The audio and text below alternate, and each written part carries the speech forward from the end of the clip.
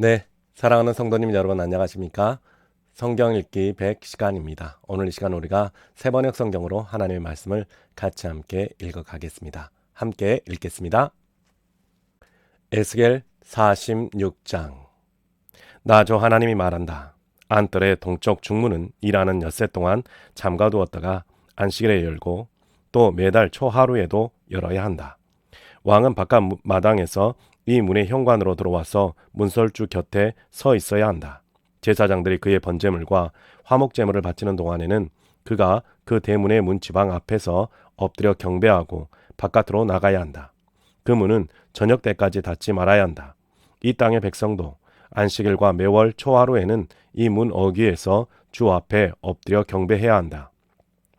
왕이 안식일에 주께 바쳐야 할 번제물은 흠없는 어린 양 6마리와 흠없는 순양 1마리다. 곡식 제물은 순양 1마리에는 밀가루 1에바를 곁들여 바치고 어린 순양에는 밀가루를 원하는 만큼 곁들여 바쳐야 하고 밀가루 1에바에는 기름 1흰을 곁들여 바쳐야 한다. 매달 초 하루에는 흠없는 수송아지를 1마리와 어린 양 6마리와 순양 1마리를 흠없는 것으로 바쳐야 한다.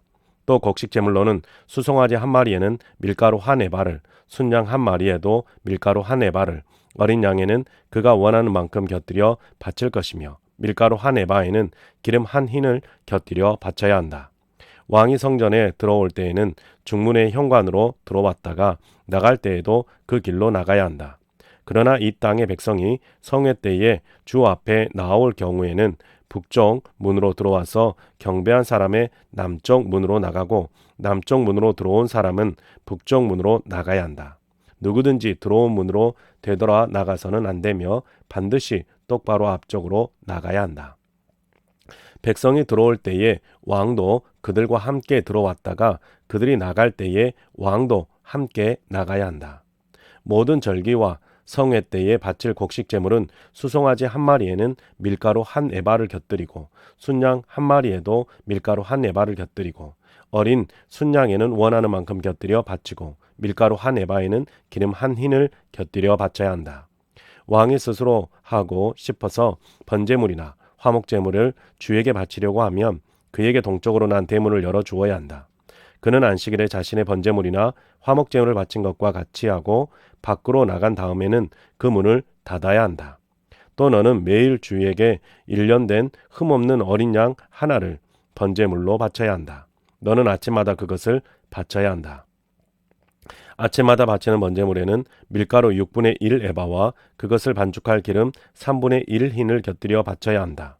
이것이 주에게 바치는 곡식 제물로서 영원히 지킬 규례이다.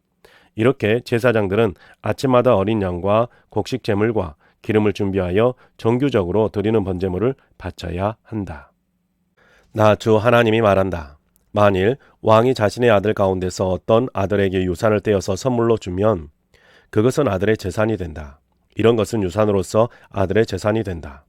그러나 만일 왕이 어떤 신하에게 유산을 떼어서 선물로 주면 그것은 희년까지만 그 신하의 소유가 되고 희년이 지나면 왕에게로 되돌아 간다. 왕의 유산은 그의 아들들의 것으로서 오직 그들의 차지가 되어야 한다. 왕은 백성의 유산을 빼앗고 그들을 폭력으로 내쫓아서 그들의 유산을 차지해서는 안 된다.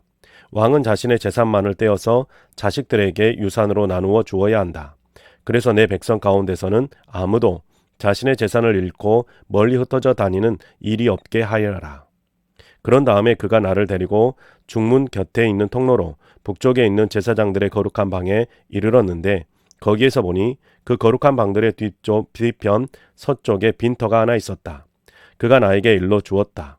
여기가 제사장들이 속건제물과 속죄제물을 삶으며 곡식 제물을 굽는 장소다. 그들이 그 제물을 바깥 뜰로 들고 나갔다가 그 거룩한 제물에 백성이 해를 입게 하는 일이 없게 하려고 한 것이다.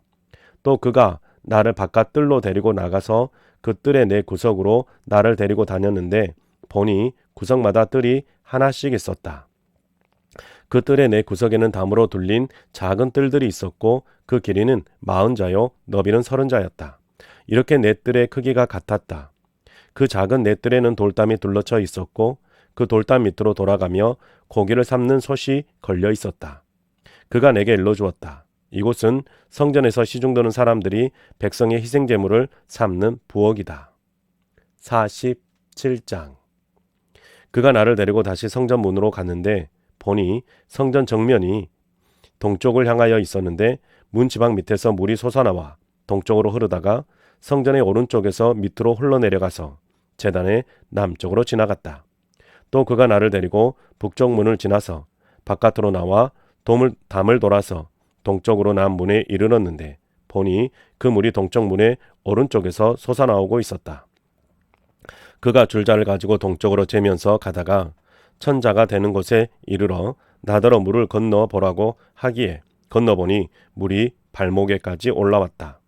그가 또 재면서 가다가 천자가 되는 곳에 이르러 나더러 물을 건너 보라고 하기에 건너보니 물이 무릎까지 올라왔다. 그가 또 재면서 가다가 천자가 되는 곳에 이르러 나더러 물을 건너 보라고 하기에 건너보니 물이 허리까지 올라왔다. 그가 또 재면서 가다가 천자가 되는 곳에 이르렀는데 거기에서는 물이 내게 건널 수 없는 강이 되었다. 물이 불어서 헤엄쳐서나 건널까 걸어서 건널 수 있는 물은 아니었다. 그가 나에게 말하였다. 사람아, 내가 이것을 자세히 보았느냐? 그런 다음에 그가 나를 강가로 다시 올라오게 하였다. 내가 돌아올 때에는 보니 이미 강의 양쪽 언덕에 많은 나무가 있었다. 그가 나에게 일러주었다. 이 물은 동쪽 지역으로 흘러나가서 아라바로 내려갔다가 바다로 들어갈 것이다. 이 물이 바다로 흘러 들어가면 죽은 물이 살아날 것이다. 이 강물이 흘러가는 모든 곳에서는 온갖 생물이 번성하여 살게 될 것이다. 이 물이 사이로 흘러 들어가면 그 물도 깨끗하게 고쳐질 것이므로 그곳에는 아주 많은 물고기가 살게 될 것이다. 강물이 흘러가는 곳이면 어디에서나 모든 것이 살 것이다. 그때에는 어부들이 고기를 잡느라고 강가에 늘 늘어설 것이다. 어부들은 엔게디아에서부터 에네글라임에 이르기까지 어디에서나 그물을 칠 것이다. 물고기의 종류도 지중해에 사는 물고기의 종류와 똑같이 아주 많아질 것이다. 그러나 사이의 진펄과 개펄은 깨끗하게 고쳐지지 않고 계속 소금에 절어 있을 것이다. 그 강가에는 이쪽이나 저쪽 언덕에 똑같이 온갖 종류의 먹을 과일나무가 자라고 그 모든 잎도 시들지 않고 그 열매도 끊이지 않을 것이다. 나무들은 달마다 새로운 열매를 맺을 것인데 그것은 그 강물이 성소에서부터 흘러나오기 때문이다. 그 과일은 사람들이 먹고 그 잎은 약재로 쓸 것이다. 나 주 하나님이 말한다. 너희가 이스라엘의 12지파에 따라서 유산으로 나누어 가져야 할 땅의 경계선은 다음과 같다. 요셉은 두 몫이다. 나머지 지파들은 그 땅을 서로 똑같이 유산으로 나누어 가져야 한다. 그 땅은 내가 너희의 조상에게 주기로 맹세하였으므로 그 땅을 이제 너희가 유산으로 차지하게 될 것이다. 그 땅의 북쪽 경계선은 다음과 같다. 지중해에서 헤들론을 거쳐 루오맛에 이르렀다가 스닷, 브로다, 시브라임에 이른다. 시브라임은 다마스쿠스 지역과 하맛 지역의 중간에 있다. 거기에서 하우란의 경계선에 있는 하셀 핫디고네까지 이른다. 이렇게 북쪽 경계선은 지중해에서 동쪽으로 하살의 에논에까지 이르는데 다마스쿠스와 하맛에 접경하고 있다. 이것이 북쪽 경계선이다.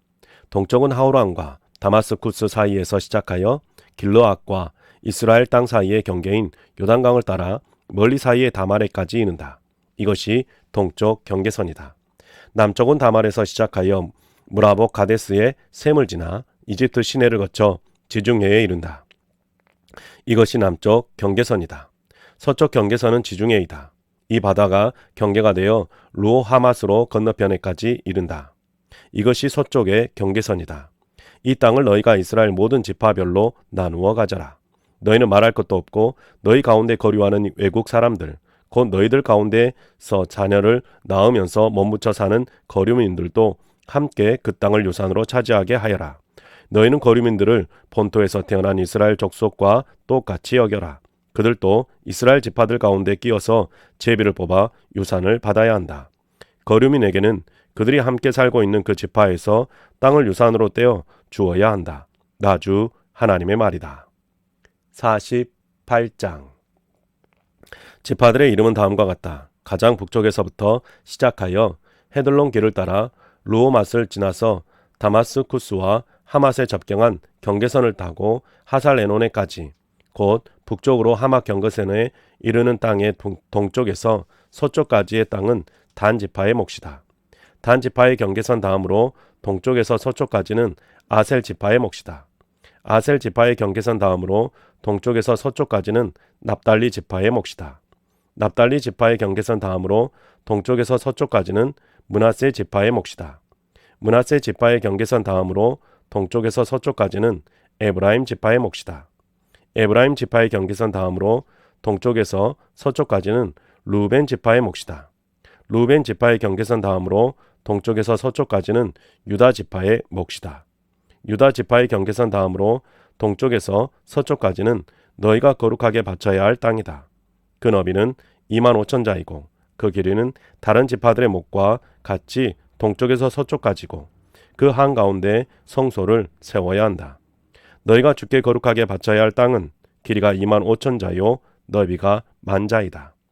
거룩하게 바친 이 땅은 제사장들에게 주어야 한다. 그들에게 줄 땅은 북쪽으로 길이가 25,000자, 서쪽으로 너비가 10,000자, 동쪽으로 너비가 10,000자, 남쪽으로 길이가 25,000자이다. 그 한가운데 주의 성소가 있어야 한다. 이 땅은 거룩히 구별된 제사장들 곧 사독의 자손에게 주어야 한다.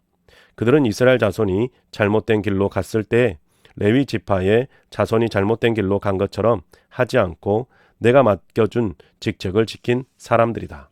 그러므로 그들은 거룩하게 바친 땅 가운데서도 가장 거룩한 땅을 받아야 하고 레위 지파의 경계선과 인접해 있어야 한다.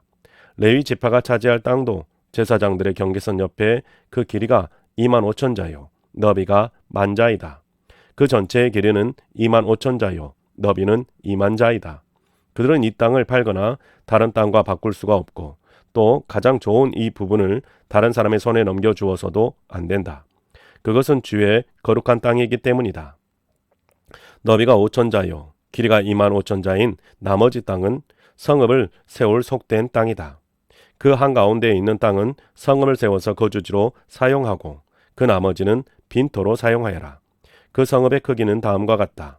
북쪽의 길이도 4,500자, 남쪽의 길이도 4,500자, 동쪽의 길이도 4,500자, 서쪽의 길이도 4,500자이다. 이 성읍 빈터의 크기는 북쪽의 너비가 250자, 남쪽의 너비가 250자, 동쪽의 너비가 250자, 서쪽의 너비가 250자이다. 거룩하게 바친 땅과 인접한 나머지 땅의 길이는 동쪽으로 10,000자이고 서쪽으로도 10,000자이다. 그 땅은 거룩하게 바친 땅과 인접하여야 하며 그 농산물은 성읍에서 일하는 사람들의 먹거리가 되어야 한다. 이스라엘의 모든 지파에서 뽑혀와서 성읍에서 일하는 사람들만이 그 땅을 경작할 수가 있다. 거룩하게 바친 땅 전체는 길이도 25,000자요 너비도 25,000자이다. 너희는 이렇게 그 성읍의 소유주를 포함하여 거룩하게 바친 땅을 네모 반듯하게 구별해 놓아야 한다. 거룩하게 구별하여 바친 땅의 양옆과 성읍에 딸린 소유지의 양옆에 있는 나머지 땅은 왕에게 돌아갈 몫이다. 거룩하게 바친 땅, 곧 25,000자가 되는 지역에서 동쪽 국경까지와 25,000자가 되는 지역에서 서쪽 국경까지 다른 지파들의 몫과 평행되게 뻗어있는 나머지 땅에 왕의 몫이다. 거룩하게 구별하여 바친 땅과 성전의 성소가 그 땅의 한가운데 있어야 한다. 그래서 레위 지파의 유산과 성읍에 딸린 소유지는 왕의 소유지의 한가운데 있게 된다. 왕의 소유지는 유다 지파의 경계선과 베냐민 지파의 경계선 사이에 있다. 나머지 지파들이 차지할 땅은 다음과 같다. 동쪽에서 서쪽까지는 베냐민 지파의 몫이다. 베냐민 지파의 경계선 다음으로 동쪽에서 서쪽까지는 시므온 지파의 몫이다. 시므온 지파의 경계선 다음으로 동쪽에서 서쪽까지는 이사갈 지파의 몫이다. 이사갈 지파의 경계선 다음으로 동쪽에서 서쪽까지는 스불론 지파의 몫이다. 스불론 지파의 경계선 다음으로 동쪽에서 서쪽까지는 갓 지파의 몫이다. 갓 지파의 경계선은 남쪽의 국경선이 다말에서부터 시작하여 무라바 가데스 셈에 이르고 거기서 이집트 시내를 따라 지중해에 이른다. 이것이 너희가 제비를 뽑아 유산으로 이스라엘의 지파들에게 나누어 주어야 할 땅이다. 이 땅들이 바로 그 지파들의 몫이다. 나 주 하나님의 말이다. 그 성읍의 문들은 다음과 같다. 북쪽 성벽은 너비가 4,500자이다. 이 성읍의 문들은 이스라엘 지파들의 이름에 따라 부른 것이다. 북쪽에 문이 셋 있는데 하나는 르우벤 문, 하나는 유다 문, 하나는 레위 문이다. 동쪽 성벽도 너비가 4,500자이고 문이 셋 있는데 하나는 요셉 문이고 하나는 베냐민 문이고 하나는 단 문이다. 남쪽 성벽도 너비가 4,500자이고 문이 셋 있는데 하나는 시므온 문이고 하나는 이사갈 문이고 하나는 스불론 문이다. 서쪽 성벽도 너비가 4,500자이고 문이 셋 있는데 하나는 간 문이고 하나는 아셀 문이고 하나는 납달리 문이다. 이렇게 그 둘레가 18,000자이다. 이 성읍의 이름이 이제부터는 여호와 샤마라고 불릴 것이다. 다니엘 1장. 유다의 여호야김 왕이 왕위에 오른 지 3년이 되는 해에 바빌로니아의 느부갓네살 왕이 예루살렘으로 쳐들어와서 성을 포위하였다. 주님께서 유다의 여호야김 왕과 하나님의 성전 기물 가운데서 일부를 느부갓네살의 손에 넘겨주셨다. 그는 그것들을 바빌로니아 땅 자기가 섬기는 신의 신전으로 가지고 가서 그 신의 보물창고에 넣어두었다. 그때에 왕은 아스부나스 환관장에게 명령하여 이스라엘 백성, 특히 왕과 귀족의 자손 가운데서 몸에 흠이 없고 용모가 잘생기고 모든 일을 지혜롭게 처리할 수 있으며 지식이 있고 통찰력이 있고 왕궁에서 왕을 모실 능력이 있는 소년들을 데려다 오게 하여서 그들에게 바빌로니아의 언어와 문학을 가르치게 하였다. 또한 왕은 왕궁에서 날마다 일정한 양을 정해서 음식과 포도주를 그들에게 공급하도록 해주면서 3년 동안 교육시킨 뒤에 왕을 모시도록 하였다. 그들 가운데는 유다 사람인 다니엘과 하나냐와 미사엘과 아사랴가 있었다. 환관장이 그들에게 이름을 새로 지어 주었는데 다니엘은 벨드사살이라 하고 하나냐는 사드락이라 하고 미사엘은 메삭이라고 하고 아사랴는 아벤느꼬라고 하였다. 다니엘은 왕이 내린 음식과 포도주로 자기를 더럽히지 않겠다고 마음을 먹고 환관장에게 자기를 더럽히지 않을 수 있도록 해달라고 간청하였다. 하나님은 다니엘이 환관장에게서 호의와 동정을 받도록 해주셨다. 환관장이 다니엘에게 말하였다. 너희가 먹고 마실 것을 정해주신 분은 나의 상전이신 임금님이시다.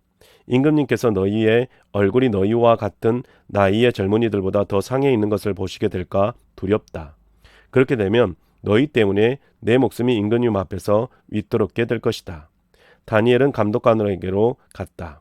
그 감독관은 환관장이 임명한 사람으로서 다니엘과 하나냐와 미사엘과 아사랴를 감독하는 일을 맡은 사람이다. 다니엘이 그 감독관에게 요청하였다. 부디 이 종들을 열흘 동안만 시험하여 보시기 바랍니다. 우리에게 채소를 주어 먹게 하고 물을 주어 마시게 하여 보시기 바랍니다. 그런 다음에 우리의 얼굴빛과 왕이 내린 음식을 먹는 젊은이들의 얼굴빛을 비교하여 보시고 이 종들의 요청을 처리하여 주시기 바랍니다. 그래서 감독관은 그 말을 따라서 열흘 동안 시험해 보았다. 열흘이 지났을 때에 보니 그들의 얼굴빛이 왕이 내린 음식을 먹은 젊은이들의 얼굴빛보다 좋고 건강하여 보였다. 감독관은 그들에게 지정된 음식과 마실 포도주를 주지 않고 채소를 계속 주어서 먹게 하였다. 하나님은 이 네 젊은이들이 지식을 얻게 하시고 문학과 학문에 능통하게 하셨다. 그 밖에도 다니엘에게는 환상과 온갖 꿈을 해석하는 능력까지 주셨다. 왕이 정하여 놓은 3년 동안의 교육이 끝나는 날, 환관장은 교육을 받은 젊은이들을 모두 느부갓네살 앞으로 데리고 갔다. 왕이 그들과 말하여 보니 그들 가운데서 다니엘과 하나냐와 미사엘과 아사랴가 가장 뛰어났으므로 그들로 왕을 모시게 하였다. 왕은 그들에게 온갖 지혜나 지식에 관한 문제를 물어보고서 그들이 전국에 있는 어떤 마술사나 주술사보다도 10배는 더 낫다는 것을 알았다. 다니엘은 고레스 왕 1년까지 왕궁에 머물러 있었다. 2장. 느부갓네살은 왕위에 오른 지 2년이 되는 해에 꿈을 꾸고서 마음이 답답하여 잠을 이루지 못하였다. 그래서 왕은 꾼 꿈을 알아내려고 마술사와 주술가와 점쟁이와 점성가들을 불러들이라고 명령하니 그들이 와서 왕 앞에 섰다. 왕이 그들에게 말하였다. 내가 꿈을 하나 꾸었는데 그 꿈을 알 수 없어서 마음이 답답하다. 점성가들이 아람말로 왕에게 아뢰었다. 임금님의 만수무강을 빕니다. 그 꿈을 종들에게 말씀하여 주시면 해몽하여 드리겠습니다. 그러자 왕이 점성가들에게 말하였다. 나의 명령은 확고하다.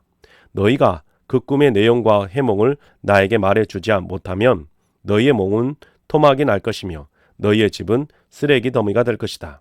그러나 너희가 그 꿈의 내용과 해몽을 말해주면 내가 너희에게 선물과 상과 큰 명예를 주겠다. 그러니 그 꿈과 그 해몽을 나에게 말하여라. 그들이 다시 아뢰었다. 임금님께서 그 꿈을 종들에게 말씀하여 주시면 해몽해 드리겠습니다. 왕이 호령하였다. 과연 내가 생각하는 대로구나. 나의 명령이 확고한 것을 알고서 너희는 지금 시간을 벌려고 한다.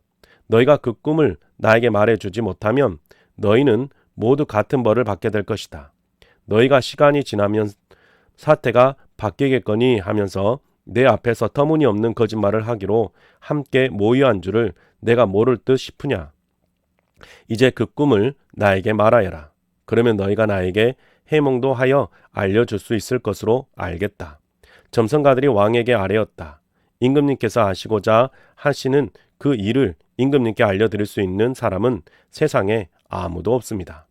일찍이 그 어떤 위대한 왕이나 통치자도 마술사나 주술가나 점성가들에게 이와 같은 일을 물어본 적이 없습니다.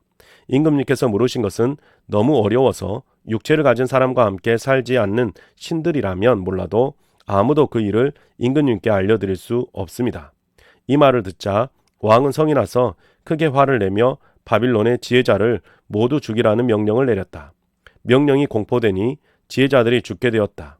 사람들은 다니엘과 그의 친구들도 지혜자들과 함께 죽이려고 찾았다. 다니엘은 바빌론의 지혜자들을 죽이려고 나온 왕의 시위대 장관 아리옥에게 가서 슬기로운 말로 조심스럽게 물어보았다. 임금님의 명령이 어찌 그렇게 가혹합니까? 아리옥이 다니엘에게 그 일을 설명해 주었다. 다니엘이 곧 왕에게로 가서 아뢰었다. 임금님께 임금님의 꿈을 해몽해 드릴 수 있는 시간을 저에게 주십시오. 그 다음에 다니엘은 집으로 돌아가서 자기의 친구 하나냐와 미사엘과 아사랴에게 그 사실을 알려주고 그 친구들에게 말하였다. 너희와 나는 다른 바빌론의 지혜자들과 함께 죽지 않도록 하늘의 하나님이 긍휼을 베풀어 주셔서 이 비밀을 알게 해주시기를 간구하자. 바로 그날 밤에 다니엘은 환상을 보고 그 비밀을 밝히 알게 되었다. 다니엘은 하늘의 하나님을 찬송하였다. 다니엘은 다음과 같이 찬송하였다. 지혜와 권능이 하나님의 것이니 영원부터 영원까지 하나님의 이름을 찬송하여라. 때와 계절을 바뀌게 하시고 왕들을 패하기도 하시고 세우기도 하신다. 지혜자들에게 지혜를 주시고 총명한 자들에게 지식을 주신다. 심오한 것과 비밀을 드러내시고 어둠 속에 감추어진 것도 아신다. 그분은 빛으로 둘러싸인 분이시다. 나의 조상들을 돌보신 하나님, 나에게 지혜와 힘을 주시며 주님께 간구한 것을 들어주시며 왕이 명령한 것을 알게 해주셨으니 주님께 감사하며 찬양을 드립니다. 그런 다음에 다니엘은 아리옥에게로 갔다. 그는 바빌론의 지혜자들을 죽이라는 왕의 명령을 받은 사람이다. 다니엘이 그에게 이렇게 말하였다. 바빌론의 지혜자들을 죽이지 마시고 나를 임금님께 데려다 주십시오. 임금님께 꿈을 해몽해 드리겠습니다. 아리옥은 다니엘을 왕 앞으로 급히 데리고 가서 왕에게 이렇게 아뢰었다. 유다 포로 가운데서 임금님께 꿈을 해몽해 드릴 사람을 찾았습니다. 그러자 왕이 벨드사살이라고도 하고 달리 다니엘이라고도 하는 그에게 물었다. 너는 내가 꾼 꿈을 말하고 해몽까지 할 수 있느냐? 다니엘이 왕에게 대답하였다. 임금님이 물으신 비밀은 어떤 지혜자나 주술가나 마술사나 점성가도 임금님께 알려드릴 수 없습니다. 비밀을 알려주시는 분은 오직 하늘에 계시는 하나님뿐이십니다. 하나님은 느부갓네살 임금님께 앞으로 일어날 일이 무엇이라는 것을 알려주셨습니다. 임금님의 꿈, 곧 임금님께서 침대에 누워있을 때에 머릿속에 나타난 환상은 이러합니다. 임금님이 잠자리에 드셔서 앞날의 일을 생각하고 계실 때에 비밀을 밝히시는 분께서 임금님께 앞으로 일어날 일을 알려주신 것입니다. 저에게 이 비밀을 드러내신 것은 제가 다른 사람보다 지혜가 더 있어서가 아니라 임금님께 그 꿈을 해몽해 드려서 임금님의 마음속에 있는 생각들을 임금님께서 아시도록 하시려는 것입니다. 임금님은 어떤 거대한 신상을 보셨습니다. 그 신상이 임금님 앞에 서 있는데 그것은 크고 그 빛이 아주 찬란하며 그 모습이 무시무시하였습니다. 그 신상의 머리는 순금이고 가슴과 팔은 은이고 배와 넓적다리는 노쇠이고 그 무릎 아래는 쇠이고 발은 일부는 쇠이고 일부는 진흙이었습니다. 또 임금님이 보고 계시는 동안에 아무도 돌을 떠내지 않았는데 돌 하나가 난데없이 날아와서 쇠와 진흙으로 된 그 신상의 발을 쳐서 부서뜨렸습니다. 그때에 쇠와 진흙과 노쇠와 은과 금이 다 부서졌으며 여름 타작 마당의 겨와 같이 바람에 날려가서 흔적도 찾아볼 수 없게 되었습니다. 그러나 그 신상을 친 돌은 큰 산이 되어 온 땅에 가득 찼습니다. 이것이 그 꿈인데 우리가 그것을 풀이하여 임금님께 말씀드리겠습니다. 임금님은 왕들 가운데서도 으뜸가는 왕이십니다. 하늘의 하나님이 임금님께 나라와 건세와 힘과 영광을 주셨습니다. 사람과 들의 짐승과 공중의 새를 그들이 어디에 있든지 임금님의 손에 넘겨주시고 이 모두를 다스리는 통치자로 세우셨습니다. 임금님은 바로 그 금으로 된 머리이십니다. 임금님 뒤에는 임금님의 나라보다 못한 다른 나라가 일어날 것입니다. 그 뒤에 노쇠로 된 셋째 나라가 온 땅을 다스릴 것입니다. 넷째 나라는 쇠처럼 강할 것입니다. 쇠는 모든 것을 으깨고 박살냅니다. 쇠가 모든 것을 부서뜨리는 것처럼 그 나라는 문 나라를 으깨고 부서뜨릴 것입니다. 임금님이 보신 발과 발가락의 일부는 토기장이의 진흙이고 일부는 쇠였던 것 같이 그 나라는 나누어질 것입니다. 그러나 임금님이 진흙과 쇠가 함께 있는 것을 보신 것 같이 그 나라는 쇠처럼 강하면서도 있을 것입니다. 그 발가락의 일부가 쇠이고 일부가 진흙인 것 같이 그 나라의 일부는 강하고 일부는 쉽게 부서질 것입니다. 임금님께서 진흙과 쇠가 함께 있는 것을 보신 것 같이 그들이 다른 인종과 함께 살 것이지만 쇠와 진흙이 서로 결합되지 못하는 것처럼 그들이 결합되지 못할 것입니다. 왕들의 시대에 하늘의 하나님이 한 나라를 세우실 터인데 그 나라는 영원히 망하지 않을 것이며 다른 백성에게 넘어가지 않을 것이며 그 나라가 도리어 다른 모든 나라를 쳐서 멸망시키고 영원히 설 것입니다. 아무도 돌을 떠내지 않았는데 돌 하나가 난데없이 날아 들어와서 쇠와 노쇠와 진흙과 은과 금을 으깨는 것을 임금님이 보신 것은 위대하신 하나님이 앞으로 일어날 일을 임금님께 알려주신 것입니다. 이 꿈은 그대로 이루어질 것이고 이 해몽도 틀림없습니다. 느부갓네살이 왕이 엎드려서 다니엘에게 절하고 예물과 향품을 그에게 주도록 명령을 내렸다. 왕이 다니엘에게 말하였다. 그대들의 하나님은 참으로 모든 신 가운데서 으뜸가는 신이시요 모든 왕 가운데서 으뜸가는 군주이시다.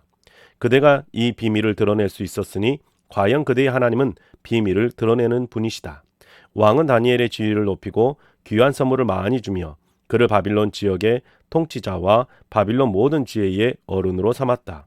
또 왕은 다니엘의 요구를 받아들여서 사드락과 메삭과 아벳느고를 세워 바빌론 지방의 일을 맡아서 다스리게 하였다. 다니엘은 왕의 궁정에 머물렀다. 3장 느부갓네살 왕이 금으로 신상을 만들어서 바빌론 지방의 두라 평지에 세웠는데 그 신상은 높이가 60자, 너비가 6자였다. 느부갓네살 왕이 전령들을 보내서 지방 장관들과 대신들과 총독들과 고문관들과 재무관들과 판사들과 법률가들과 지방 모든 관리들을 느부갓네살 왕이 세운 신상의 제막식에 참석하게 하였다. 그래서 지방 장관들과 대신들과 총독들과 고문관들과 재무관들과 판사들과 법률가들과 지방 모든 관리들이 느부갓네살 왕이 세운 신상의 제막식에 모여서 느부갓네살 왕이 세운 그 신상 앞에 섰다. 그때의 전령이 큰 소리로 외쳤다. 민족과 언어가 다른 무 백성들은 들으시오. 무 백성에게 하달되는 명령이요. 나팔과 피리와 검은고와 사형군과 칠형군과 풍수 등 갖가지 악기 소리가 나면 느부갓네살 왕이 세운 큰 신상 앞에 엎드려서 절을 하시오. 누구든지 엎드려서 절을 하지 않는 사람은 그 즉시 불타는 화덕 속에 던져 넣을 것이요. 그리하여 민족과 언어가 다른 무백성들은 나팔과 피리와 검은고와 사형금과 칠형금과 풍수 등 갖가지 악기 소리가 울려 퍼지자 느부갓네살 왕이 세운 큰 신상 앞에 엎드려서 절을 하였다. 그때에 이 일과 관련하여 어떤 점성가들이 나와서 유다 사람들을 고발하였다. 그들이 느부갓네살 왕에게 일러 바쳤다. 임금님, 만수무강하시기를 바랍니다. 임금님이 명령을 내리시기를 나팔과 피리와 검은거와 사형금과 칠형금과 풍수 등 갖가지 악기 소리가 나면 누구나 금 신상 앞에 엎드려서 절을 하라고 하셨고, 엎드려서 절을 하지 않는 사람은 누구나 불타는 화덕 속에 던져 넣을 것이라고 하셨습니다. 임금님께서는 유다 사람인 사드락과 메삭과 아벳느고를 임명하여 바빌론 지방의 행정관을 관리하도록 하셨습니다. 임금님, 그런데 그들은 임금님께 경의를 표하지 않으며 임금님의 신들을 섬기지도 않고 임금님이 세우신 그 신상에게 절을 하지도 않았습니다. 이 말을 듣고서 느부갓네살 왕은 노하여 사드락과 메삭과 아벳느고를 데려오라고 명령하니 그들이 왕 앞에 붙들려 왔다. 느부갓네살 왕이 그들에게 물었다. 사드락과 메삭과 아벳느고는 들어라. 너희가 참으로 나의 신을 섬기지 않고 내가 세운 금 신상에게 절하지 않았느냐? 지금이라도 너희가 나팔과 피리와 검은거와 사형금과 칠형금과 풍수 등 갖가지 악기 소리가 날 때에 내가 만든 신상에게 엎드려 절을 할 마음이 되어 있으면 괜찮다. 그러나 그렇지 않으면 즉시 불타는 용광로 속에 던져 넣을 것이다. 어느 신이 너희를 내 손에서 구원해 낼 수 있겠느냐? 사드락과 메삭과 아벳느고가 왕에게 대답하여 아뢰었다. 굽어 살펴주십시오. 이 일을 두고서는 우리가 임금님께 대답할 필요가 없는 줄 압니다. 불 속에 던져져도 임금님, 우리를 지키시는 우리 하나님이 우리를 활활 타는 화덕 속에서 구해 주시고 임금님의 손에서도 구해 주실 것입니다. 비록 그렇게 되지 않더라도 우리는 임금님의 신들을 섬기지도 않고 임금님이 세우신 금 신상에게 절을 하지도 않을 것입니다. 굽어 살펴 주십시오. 그러자 느부갓네살 왕은 잔뜩 화가 나서 사드락과 메삭과 아벳느고를 보고 얼굴빛이 달라져 화덕을 보통 때보다 7배나 더 뜨겁게 하라고 명령하였다. 그리고 그의 군대에서 힘센 군인 몇 사람에게 사드락과 메삭과 아벳느고를 묶어서 불타는 화덕 속에 던져 넣으라고 명령하였다. 그러자 사람들은 그들을 바지와 속옷 등 옷을 입고 관을 쓴 채로 묶어서 불타는 화덕 속에 던졌다. 매우 뜨거웠으므로 사드락과 메삭과 아벳느고를 붙드는 사람들도 그 불꽃에 타서 죽었다. 사드락과 메삭과 아벳느고 세 사람은 묶인 채로 맹렬히 타는 화덕 속으로 떨어졌다. 그때에 느부갓네살 왕이 놀라서 급히 일어나 모사들에게 물었다. 우리가 묶어서 화덕 불 속에 던진 사람은 셋이 아니더냐? 그들이 왕에게 대답하였다. 그러합니다, 임금님. 왕이 말을 이었다. 보아라, 내가 보기에는 네 사람이다. 모두 결박 풀린 채로 화덕 안에서 걷고 있고 그들에게 아무런 상처도 없다. 더욱이 넷째 사람의 모습은 신의 아들과 같다. 느부갓네살 왕이 활활 타는 화덕 어귀로 가까이 가서 소리쳐 말하였다. 가장 높으신 하나님의 종 사드락과 메삭과 아벳느고는 이리로 나오너라. 그러자 사드락과 메삭과 아벳느고가 불 가운데서 나왔다. 지방 장관들과 대신들과 총독들과 왕의 측근들이 모여서 이 사람들을 보니 그 몸이 불에 상하지 않고 머리털도 그을리지 않고 바지 색깔도 변하지 않고 그들에게 불에 탄 냄새도 나지 않았다. 느부갓네살 왕이 말하였다. 사드락과 메삭과 아벳느고를 돌보신 하나님을 찬송하여라. 그는 천사를 보내서 그의 종들을 구하셨다. 이 종들은 저희의 하나님을 의뢰하여 저희의 몸을 바치면서까지 왕의 명령을 거역하고 저희의 하나님 말고는 다른 어떤 신도 절하여 섬기지 않았다. 그러므로 내가 이제 조서를 내린다. 민족과 언어가 다른 무백성은 사드락과 메삭과 아벳느고의 하나님을 두고서 경솔히 말하는 일이 없도록 하여라. 이 명령을 어겼다가는 그 몸이 조각날 것이며 집이 쓰레기 더미가 될 것이다. 이와 같이 자기를 믿는 사람을 구원할 수 있는 신은 다시 없을 것이다. 왕은 사드락과 메삭과 아벳느고를 바빌론 지방에서 번영을 누리면서 살게 하였다. 4장. 느부갓네살 왕이 전국에 사는 민족과 언어가 다른 무백성에게 다음과 같은 조서를 내렸다. 백성에게 평강이 넘치기를 바란다. 가장 높으신 하나님이 나에게 보이신 표적과 기사를 백성에게 기꺼이 알리고자 한다. 크도다 그 이적이여, 능하도다 그 기사여, 그 나라 영원하고 그 통치 대대에 이를 것이다. 나 느부갓네살의 집에서 편안히 쉬며 궁에서 평화를 누릴 때에 꿈을 꾸었는데 그 꿈이 나를 두렵게 하였다. 침대에 누워 있었도 생각이 번거로웠고 머릿속에 받은 환상 때문에 나는 번민하였다. 그래서 나는 그 꿈의 해몽을 들어보려고 바빌론의 모든 지혜자를 다 내 앞으로 불러오도록 명령을 내렸다. 마술사들과 주술가들과 점성가들과 점쟁이들이 나에게로 왔을 때에 내가 그들에게 꿈 이야기를 하였으나 그들은 나에게 그 꿈을 해몽해 주지 못하였다. 마침내 다니엘이 내 앞에 나타났는데 그는 내 신의 이름을 따라서 이름을 벨드사살이라고 고친 사람이다. 그는 거룩한 신들의 영을 지닌 사람이어서 내가 꾼 꿈을 그에게 말해 주었다. 마술사의 우두머리인 벨드사살, 내 안에는 거룩한 신들의 영이 있으니 어떤 기밀도 내게는 어렵지 않은 줄을 내가 안다. 내가 꾼 꿈을 해몽하여 보아라. 내가 침대에 누워 있을 때에 나의 머릿속에 나타난 환상은 이러하다. 내가 보니 땅의 한가운데에 아주 높고 큰 나무가 하나 있는데 그 나무가 점점 자라서 튼튼하게 되고 그 높이가 하늘에 닿으니 땅 끝에서도 그 나무를 볼 수 있었다. 나무는 잎이 무성하여 아름답고 열매는 온 세상이 먹고도 남을 만큼 풍성하였다. 들짐승이 그 그늘 아래에서 쉬고 그 큰 나무의 가지에는 하늘의 새들이 깃들며 모든 생물이 그 나무에서 먹이를 얻었다. 내가 침대 위에서 나의 머릿속에 나타난 환상을 또 보니 거룩한 감시자가 하늘에서 내려와서 큰 소리로 외치며 이렇게 명령하였다. 이 나무를 베고서 가지를 꺾고 잎사귀를 떨고서 열매를 해쳐라. 나무 밑에 있는 짐승들을 쫓아버리고 가지에 깃든 새들을 쫓아내어라. 다만 그 뿌리의 그루터기만 땅에 남겨두고 쇳줄과 놋줄로 동이고 들풀 속에 버려두어라. 하늘의 이슬에 적게 하고 땅의 풀 가운데서 들짐승과 함께 어울리게 하여라.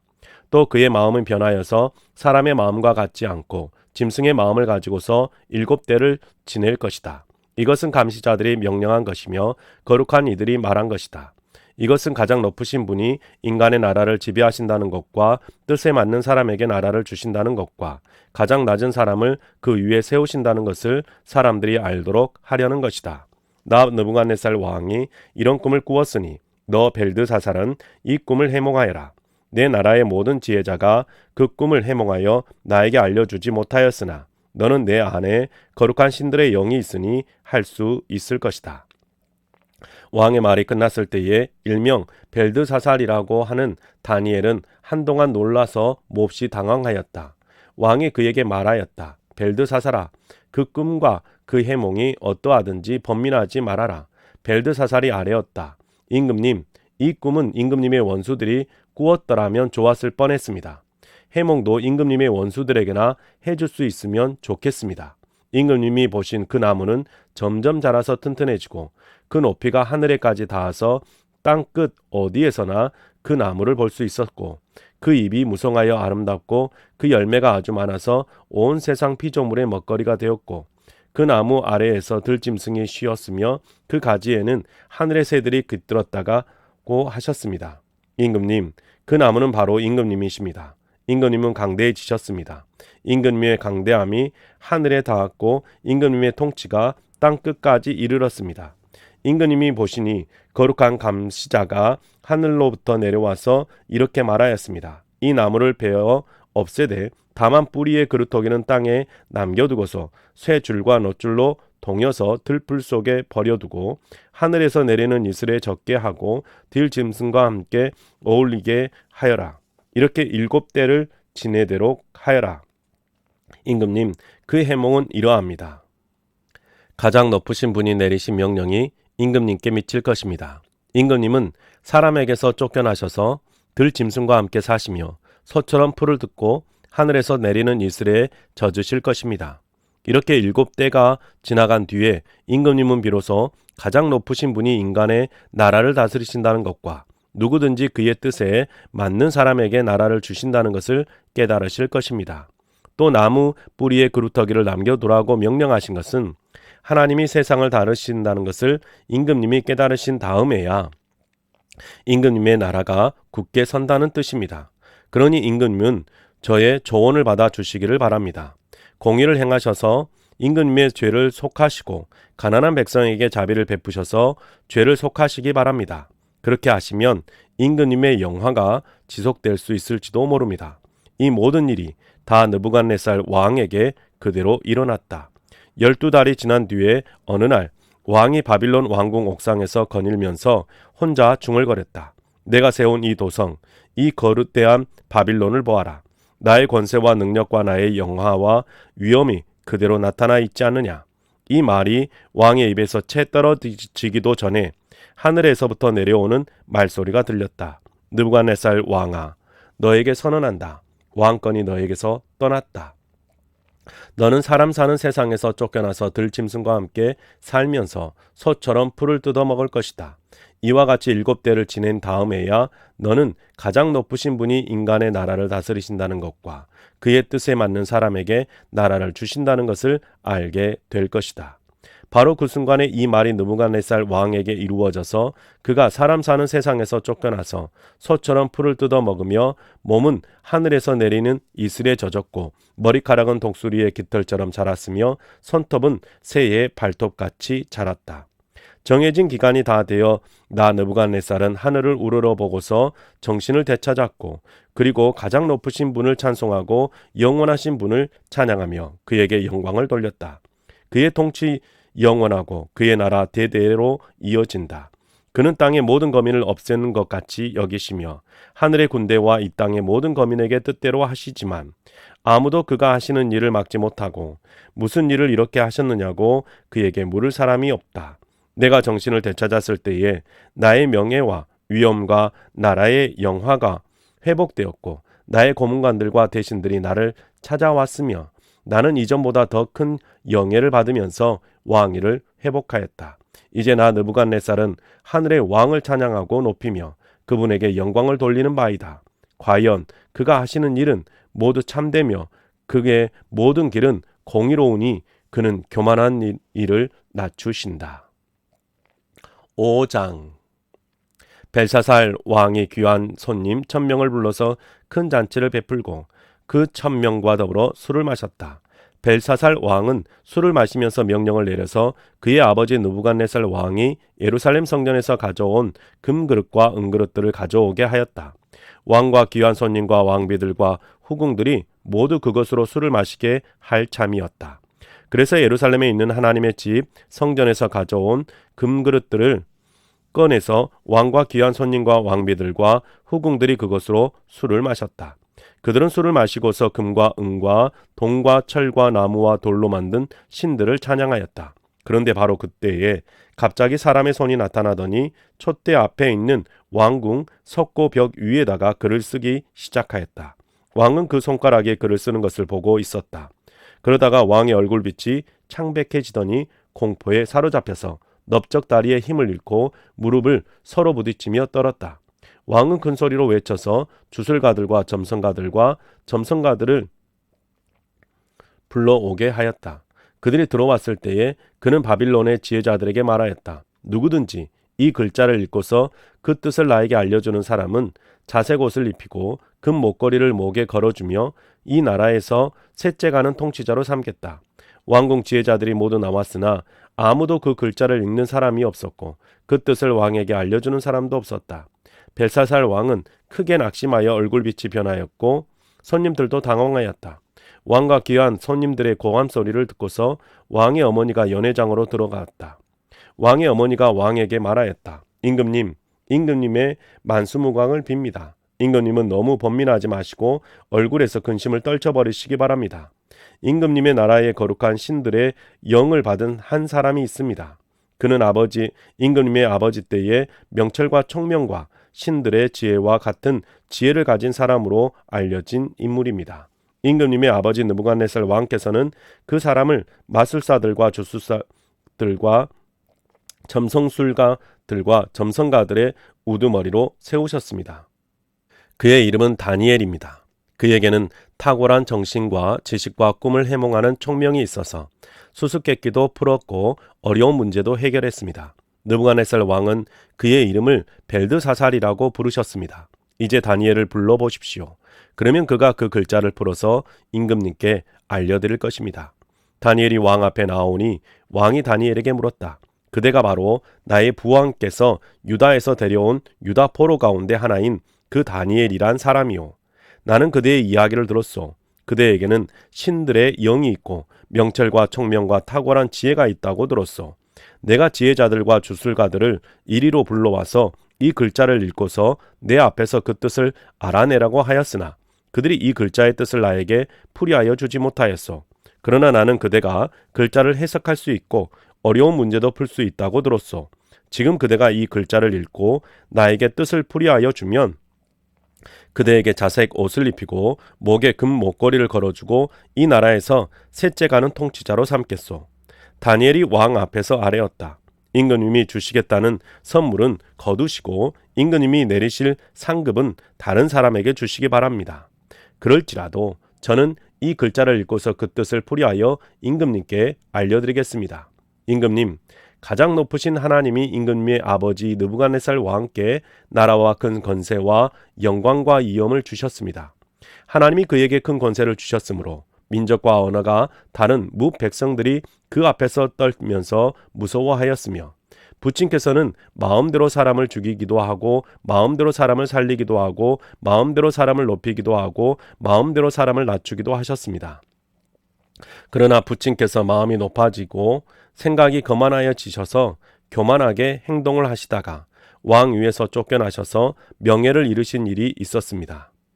사람 사는 세상에서 쫓겨나시더니 그의 마음은 들짐승처럼 되셨고 들나귀와 함께 사셨으며 소처럼 풀을 뜯으셨고 몸은 하늘에서 내리는 이슬로 젖으셨습니다.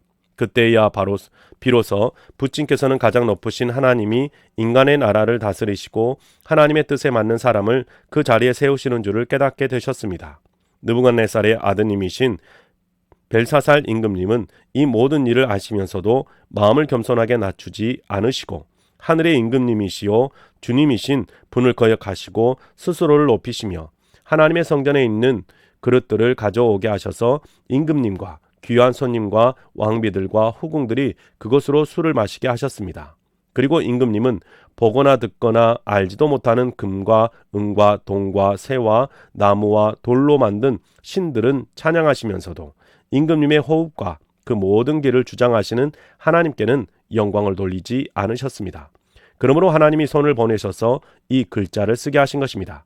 기록된 글자는 바로 메네 데겔과 바르신입니다.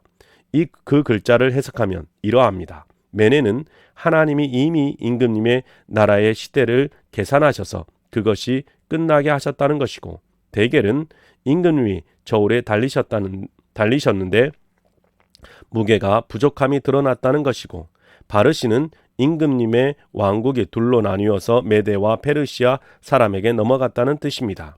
벨사살이 곧 명령을 내려서 다니엘에게 자색 옷을 입히고 그의 목에는 금 목걸이를 걸어 주었으며 그를 그 나라에서 셋째 가는 통치자로 삼았다. 바로 그날 밤에 바빌로니아의 벨사살 왕은 살해되었고 메대 사람 다리우스가 그 나라를 차지하였다. 다리우스의 나이는 62살이었다. 네, 사랑하는 성도님 여러분, 오늘 우리가 에스겔 46장부터 다니엘 5장까지 세번역 성경으로 하나님의 말씀을 읽었습니다. 여러분은 세번역 성경으로 하나님의 말씀을 어떻게 읽으셨는지요? 여러분의 삶 속에서 하나님의 말씀이 기쁘고 즐겁게 계속해서 읽혀가실 수 있기를 주님의 이름으로 축복합니다. 수고하셨습니다.